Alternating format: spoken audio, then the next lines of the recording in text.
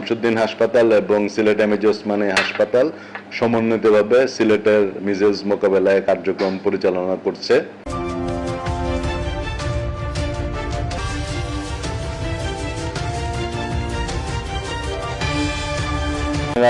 অবগত আছেন যে শহীদ শামসুদ্দিন হাসপাতাল এবং সিলেট এমএজি ওসমানী হাসপাতাল সমন্বিতভাবে সিলেটের মিজেলস মোকাবেলায় কার্যক্রম পরিচালনা করছে। সেই প্রেক্ষিতে আমাদের জেনারেল মিজেলসের ম্যানেজমেন্টটা শামসুদ্দিনে হচ্ছে। এই মুহূর্তে পুরো শামসুদ্দিন হাসপাতালেই মিজেলসের শুধু রোগী ভর্তি করা হচ্ছে এবং ওখানেও যে পর্যাপ্ত চিকিৎসা ব্যবস্থা সাধারণ মিজেলস ম্যানেজমেন্টে যতটুকু ক্যাপাসিটি দরকার সেটা আছে এবং এখন পর্যন্ত মানে ওখানে আজকে 67 সম্ভবত পেশেন্ট ভর্তি।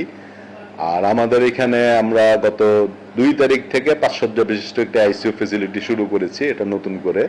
তো সেখানেও আজকে এই মুহূর্তে 6টা বাচ্চা ভর্তি আছে। তো গতকালকে আপনারা জানেন যে প্রথম একটা ক্যাজুয়ালিটি হয়েছে, একটা বাচ্চা এক্সপায়ার করেছে, বিভিন্ন জটিলতা ছিল, বয়স কম ছিল। তো এখানেও চিকিৎসা ব্যবস্থা চলছে। তো এখন হলো যে আমি যেটা আশঙ্কা করছি যে সামনে খারাপ পেশেন্টের সংখ্যা বাড়বে, সেই হিসাবে আমরা প্রস্তুতি নিচ্ছি এটাকে ক্যাপাসিটি করে আরো 10 বেড শয্যায় নিতে। তো এই কার্যক্রম চলছে।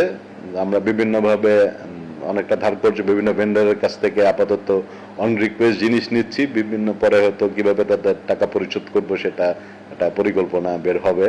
তো শনিবার নাগাদ হয়তো এটাকে 10 শয্যার ক্যাপাসিটিতে আমরা নিতে পারবো, এরকম একটা পরিকল্পনা অনুযায়ী আমরা আগাচ্ছি।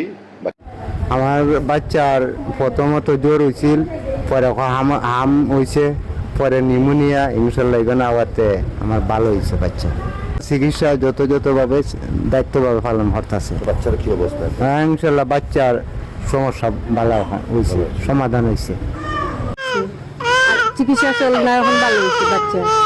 20 দিন ধরে আছে।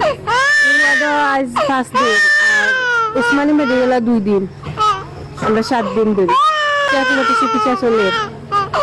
আগের তুলনায় একটু ভালো আছে। তারপরেও আমাদের এখানে 3টা সিরিয়াস পেশেন্ট আছে বর্তমানে। এখন তো আপনার নিজের যে প্রাদুর্ভাবটা আছে এখনো কিন্তু কমে নাই, এটা বাড়তি আছে। অবস্থা হচ্ছে বর্তমানে হসপিটালে 16 জন রোগী ভর্তি আছে, আর সকাল থেকে 7 জন রোগী হচ্ছে ডিসচার্জ নিয়ে গেছে, আর একজন হচ্ছে রেফার হয়েছে। এখন হচ্ছে জ্বর, সর্দি, কাশি, অনেকের হচ্ছে কপালের সাইডে লাল লাল হচ্ছে গুটি গুটি থাকে। প্রত্যেকটা বাচ্চা দেখলে দেখবেন যে লাল লাল রেশের মতো হয়ে আছে, ওইটাই হচ্ছে মূলত লক্ষণ এখন। আর কিছু কিছু বাচ্চা হচ্ছে ডায়রিয়াও হচ্ছে, আর মুখে গা হলে খাইতে পারতেছে না, সেটা হচ্ছে একটা লক্ষণ।